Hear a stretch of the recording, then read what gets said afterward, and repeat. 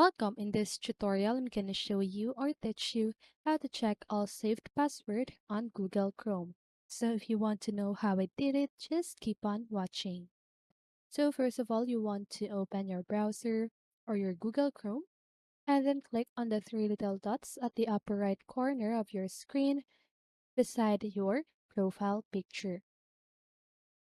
And then after that, just go ahead and click on Settings, click on Autofill,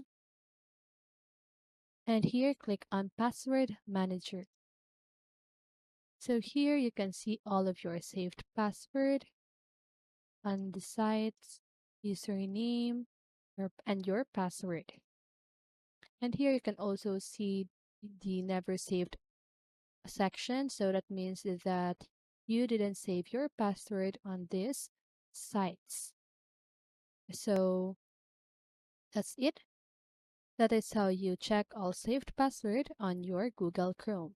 So I hope this video helped you, and if it did, make sure to like, subscribe, and hit the bell notification so you won't miss a video. See you on the next one and have a great day.